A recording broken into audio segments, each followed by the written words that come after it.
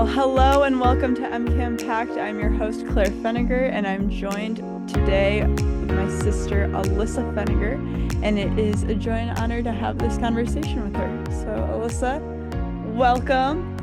Please tell us a little bit about who you are, where you've been, and where you're going.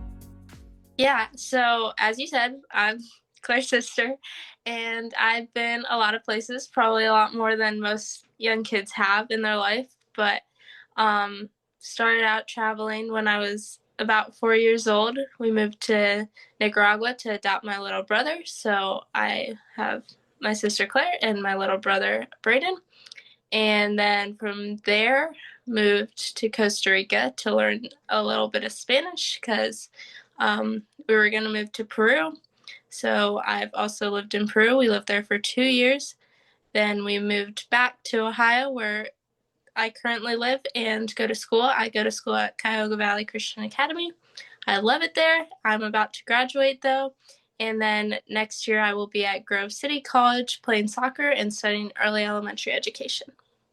Beautiful. And then just to clarify, are you younger or older than me? I'm younger, so I just turned 18. I guess Just a not little bit taller.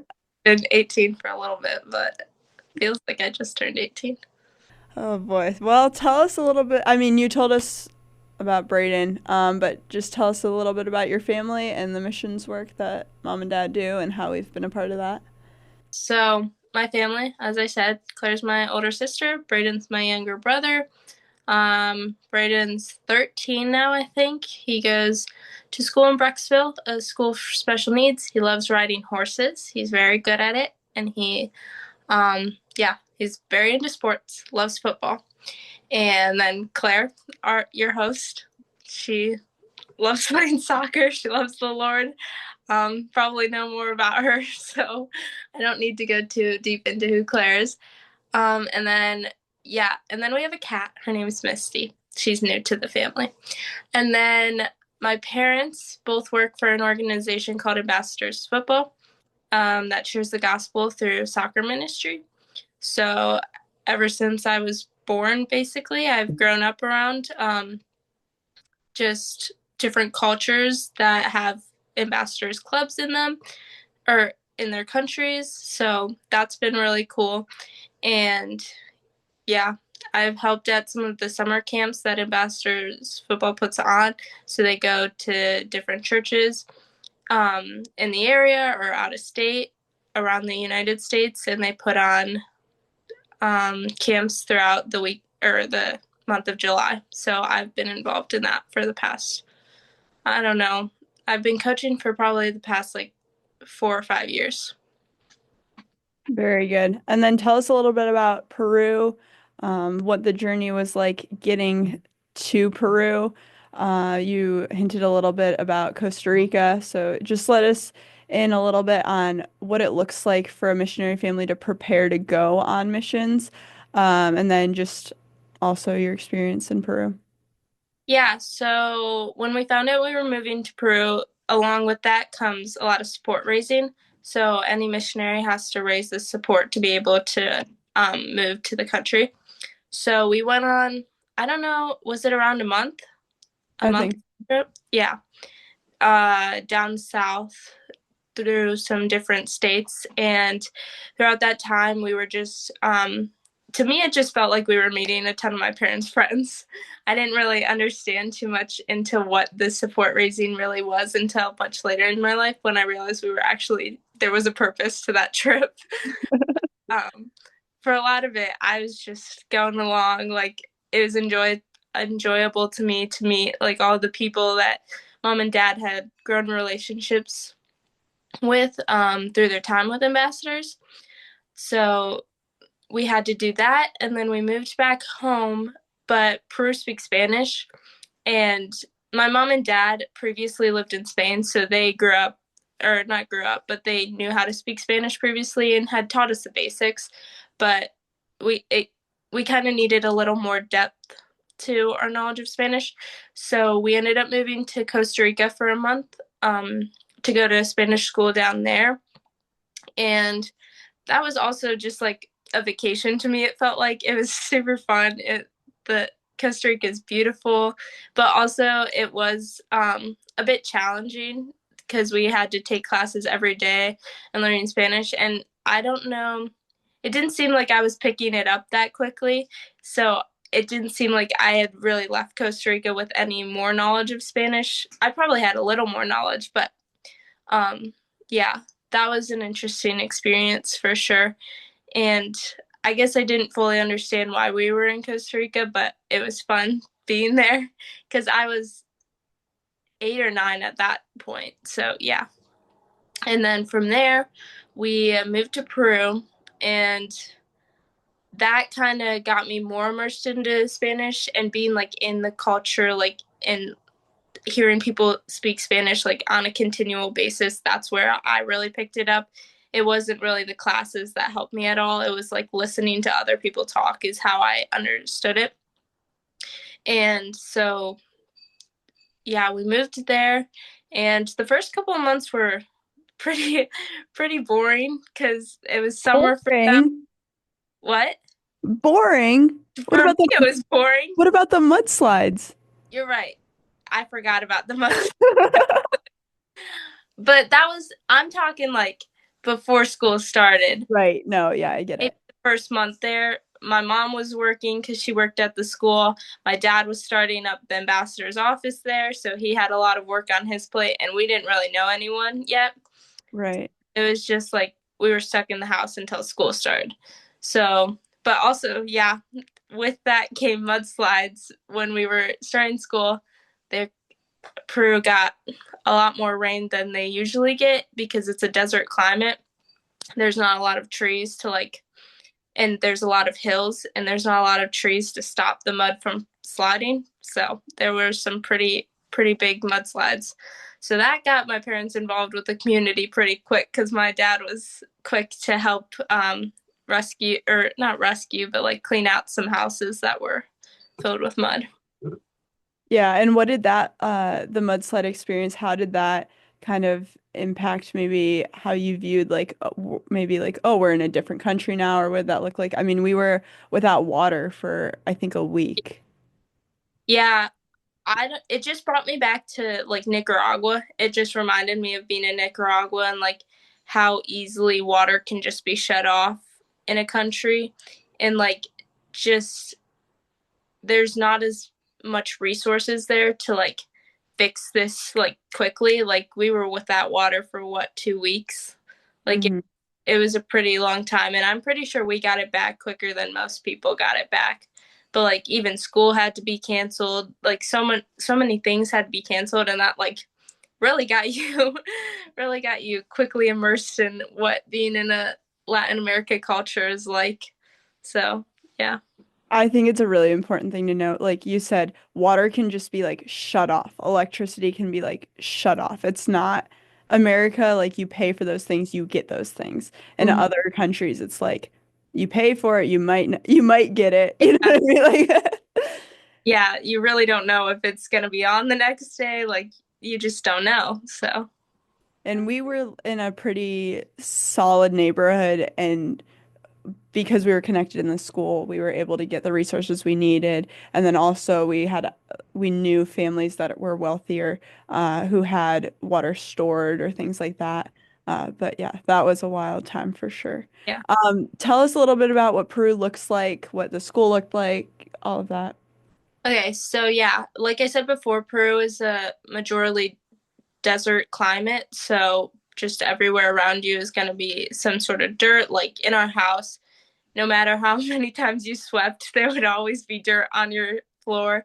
Your feet would be covered in dirt every day just because it would just be brought into your house. And the doors were like, it never gets really cold there. It's even in the winter, it's usually pretty warm. So the doors were never really sealed, so dust can just come in um, through the doors. And then, yeah, like you said, we lived in a pretty safe neighborhood. It was a pretty, like, it wasn't a, most communities are kind of gated. So it wasn't like a gated community like you would think here, but there were like security, like we were safe. And that's our school was in our neighborhood, which is a wild experience having a school in your neighborhood because I just bike to school every day, walk to school, and then versus here, I have a 35-minute drive to school every day. So I definitely miss that part of school in that sense. But yeah, I don't know if there's much more I have to say on that, but Yeah, no, you're good. And then what was your favorite thing about living in Peru? my favorite thing about living in Peru. So I was thinking about this earlier today, actually, and I'd forgotten about this, but my, so I had like one of my best friends while living there. I did like everything with her and her family, and her family took me on a vacation to the beach because her family had a beach house. I don't know, 1 or 2 hours away from where we lived. And I was just thinking about it, like how like different being on that vacation was versus the vacations I had known prior, because like you would wake up, the whole family is just cooking breakfast, like all this stuff. The whole family is always doing stuff together, and like you would stay up really late. I would learn, like one of the nights we were dancing, I learned some dances, and I just like I was thinking about that, and I was like, wow, I really got like the Peruvian family experience, kind of, because I don't have that big of a family. And I my family is not in the same state as I am, so we never like had those big parties like that, and definitely not like a Latin America style party where you're dancing till late hours of the night and stuff like that. So I was just thinking and how cool of an experience that was to Yeah, be there. that's really sweet. And then share more about your friends and how they helped you experience the culture. I mean, you hinted at that, but tell me a little bit about more of your friends and how they connected with you in school or So the school we went to, I should probably say this sooner, but it was a bilingual school. So half of the classes were in English, half of them were in Spanish, but most of the kids there like grew up speaking English. So connecting with the kids wasn't really hard for me because they could speak English. Um, and so I had like a pretty good friend group from school that I would hang out with on a regular basis, but their parents didn't speak English, or yeah, their parents didn't speak English, so that's how I learned Spanish, was by speaking with their little siblings or their parents, and just doing different activities with them is where I like learned most of my Spanish. And I was able to just they were just so gracious and brought me along with on so many of their activities. So I just got to see a lot of the country because they would just bring me along. Like again, one of my best friends brought me down to the city, and like her mom was driving, and the traffic in like deep city of Lima is like terrible. So we were bumper to bumper on this highway, and I was freaking out. I was like, this car's so close to us. And the mom was just like, no, it's fine, we're fine. And we were fine, we made it. But I was like, I've never experienced like traffic like that before in my life. And yeah, so I got a lot of experiences just through the families and the friends I met at school. And yeah. and then how were you able to connect with kids who don't speak the same language with you? I think most of your friends were English speaking, but were there any kids that you didn't speak the language with where there was like some challenges there? Yeah, I can't, I was never really out like on the streets like you were, like playing in the parks or anything. I mean, I guess there may have been some instances like that, but I never felt like I could never communicate with someone. I think that just being a kid, and kids pick up a language so much quicker than adults do, that I just picked up the language so quickly that I never had an issue like coming up with a way to communicate with someone, even if it was like we had like a little bodega across the street from us, like a little store, and I could always communicate with the ladies there perfectly fine. So I don't think I really ever, I can't really think of a situation where I wasn't able to communicate with someone. And then this would not be a Peruvian podcast episode if you didn't tell us a little bit about the food. So can you share a little bit about the food and how we got immersed in that way? Yeah.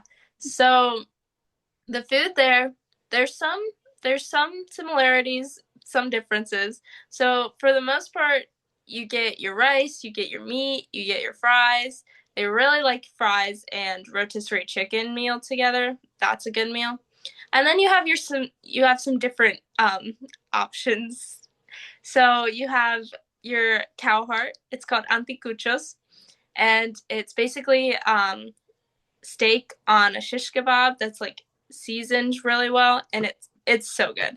It's delicious. But that you can find like a lot of street vendors will sell it like in the city, and they usually sell it with picarones, which are like these donuts, and they're covered in this syrup, and it's the best dessert I think, arguably. And then you also have your guinea pig. You have your you have your cooked, grilled. I don't know how they cook it, guinea, and you have it laying over a plate of rice. And I personally did not enjoy it, but that's yeah, It was good to at least say you tried yeah. it. I tried. And then tell us about Gloria and then maybe some lomo saltado or something. So Gloria was our cook. That she came like every Thursday, and I think my mom just really wanted us to get that experience of having Peruvian dishes, and my mom obviously couldn't make them. She never made them before, so we would have Gloria come every Thursday, and she would make us a traditional dish. Yeah, so she would make lomo saltado, which is this rice, meat, and fry potato.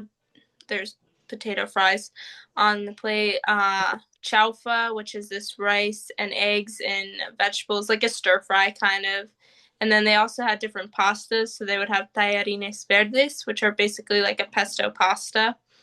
And they were also really big on potatoes. So Peru has like a wide variety of potatoes, and you can only use it for your specific thing. So there was this one time my mom was talking to Gloria, and she's like, "What do you need me to get? Like, what ingredients do you need me to get for the food for this week?" And my mom got the wrong potato for the mashed potatoes, and Gloria was not happy because her husband was a potato farmer and she knew all about the potatoes. So my mom had to be very specific in her potato getting for the next couple of times getting potatoes because she did not get the right ones. And then share also like we had a gardener, we had like a maid, we had a like a cook. Are we spoiled or like why did we have those things? I honestly, I feel like everyone just had those people, like there were always gardeners at my friend's house and there were always someone cleaning the house. It's just, I feel like it was just their culture, and um to get immersed in the community kind of. I think my parents wanted us to help like the gardeners out and stuff.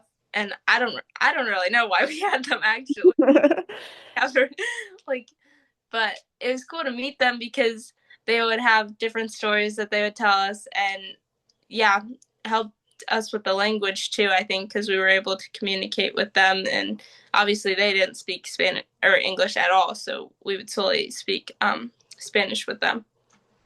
Yeah, very good.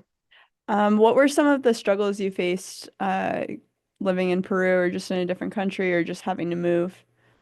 Um, yeah, so I think my biggest struggle was understanding why we were there, because it just felt like we just got up and left.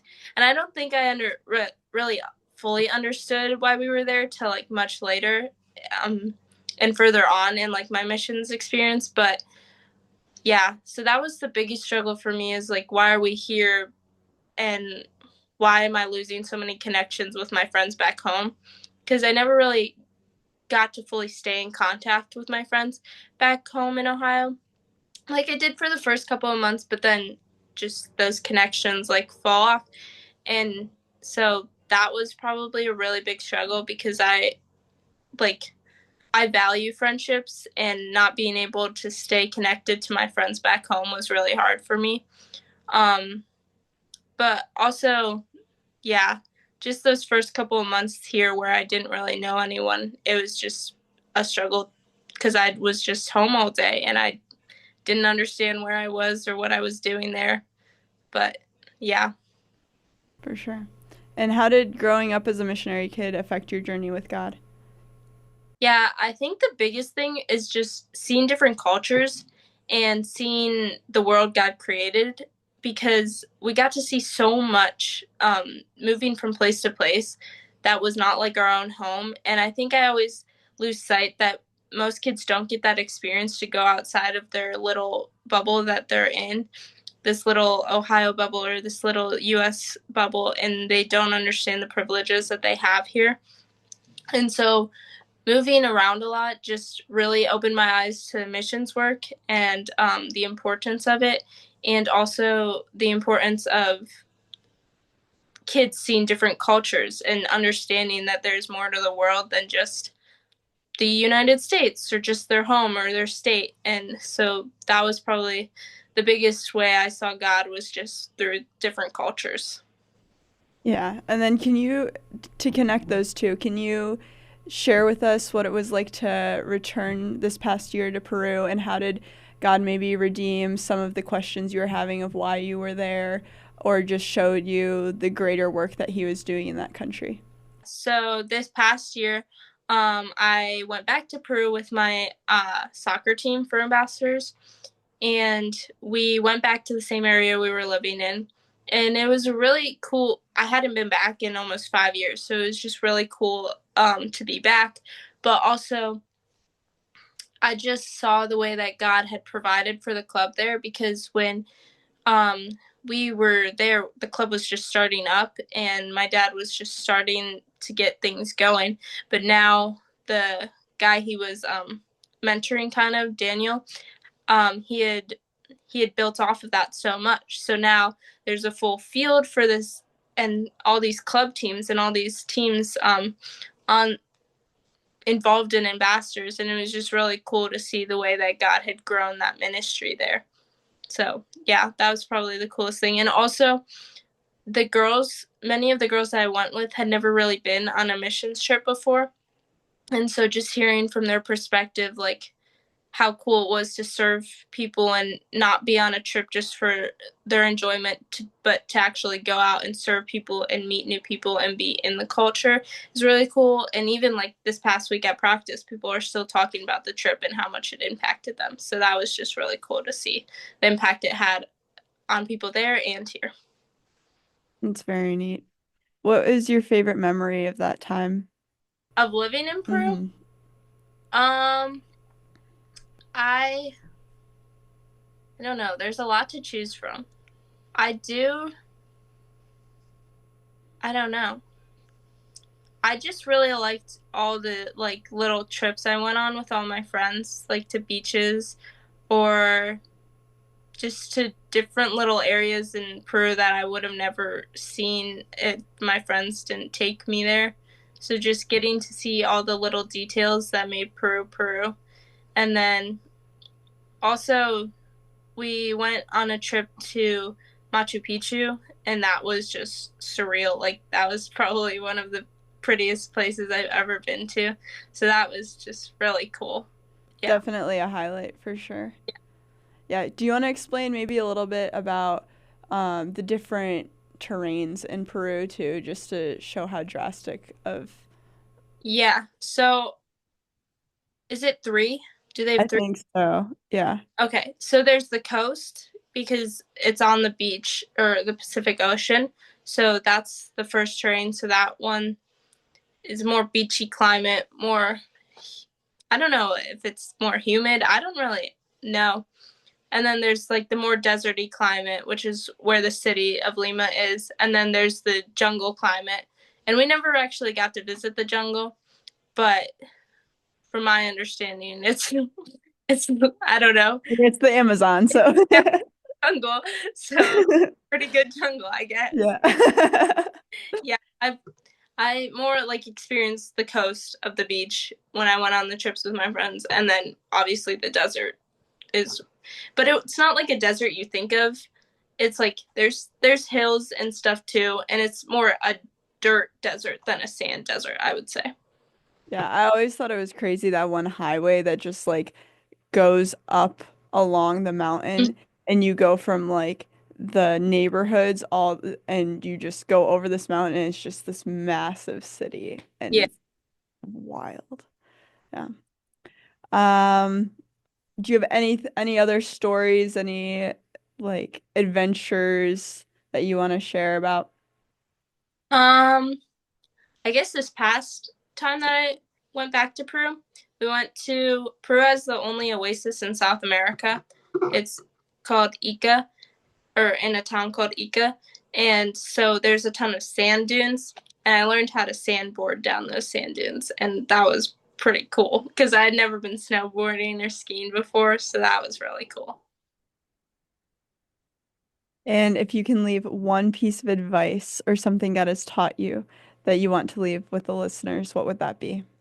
Something that's always stuck with me. So for my school team, we had the motto of AO1, which means audience of one, and that just saying has always stuck with me, and it means to do everything for the glory of God and not anyone else. So when you're doing something, you do it for God and not to please those watching, not to please your coach, not to please your friends, not to please your parents, not to please yourself, but to please God first and to glorify Him in everything that you do. So that's a big thing that I have to remind myself daily.